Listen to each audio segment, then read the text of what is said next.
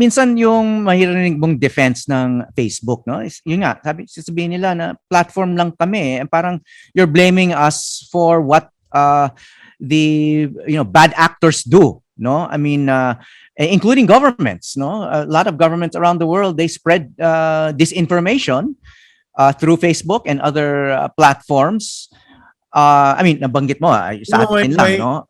Oh. In my engagement with Facebook, limited and as it is right now, di ba?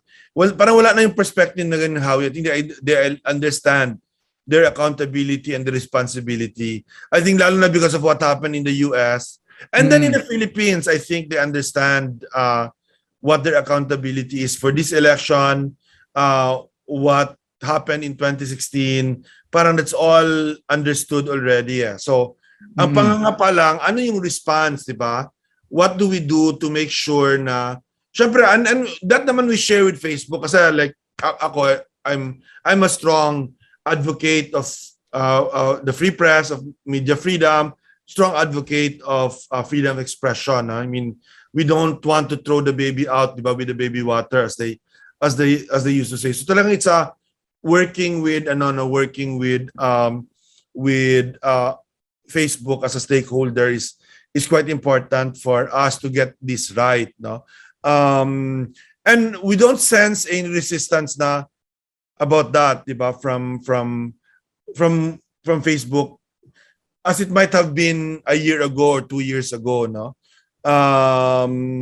Parang may openness na to actually deal with these issues, to solve them, diba? Knowing that they have real life consequences, no? But it's challenging. I mean, I will tell you, sa political campaigns, sa elections, halimbawa, diba, there are two kinds of disinformation. One is disinformation about the record of a candidate, including the candidate's family, as you know. And another one is disinformation that is aggressive, diba? An attack against a candidate. So pwedeng defensive, pwedeng aggressive, pwedeng revisionist, revising a history, revising a record, and pwede rin attacking someone, di ba? So all of that is being very done subtly, di ba? So we're still trying to figure out how do you stop that when it's done very subtle. To be honest, yung first generation of this information, let's put it that way, especially by the government, yung by Duterte influencers, DDS, etc. Mas madali i-deal with yun kasi it's out in the open, di ba? You can actually call them out na you shouldn't be saying this, you shouldn't be saying that. For example, mga kauso has been called out many times, di ba? But if you notice, wala na masyadong ganyan ngayon. The campaigns have been much more subtle. So that really means this is not now about the systems that the social media platforms have. But we know it's happening, di ba?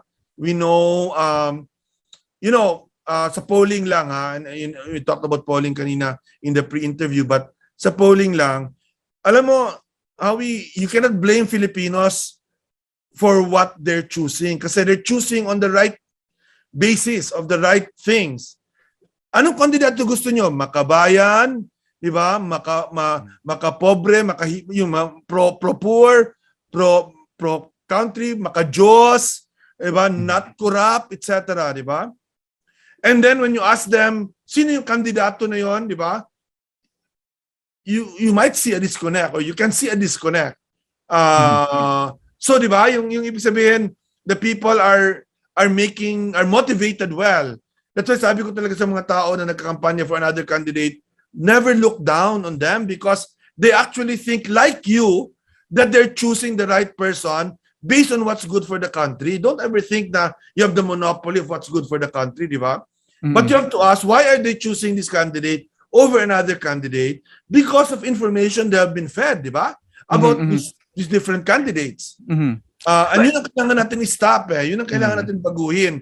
But we have to understand, and to be honest, we don't completely understand yet how that has happened, di ba?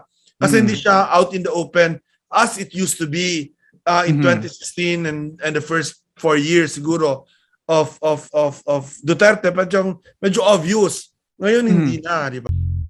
Hi, I'm Howie Severino. Check out the Howie Severino Podcast, an original for GMA News and Public Affairs. New episodes will stream every Thursday. Listen for free on Spotify, Apple Podcasts, Google Podcasts, and other platforms.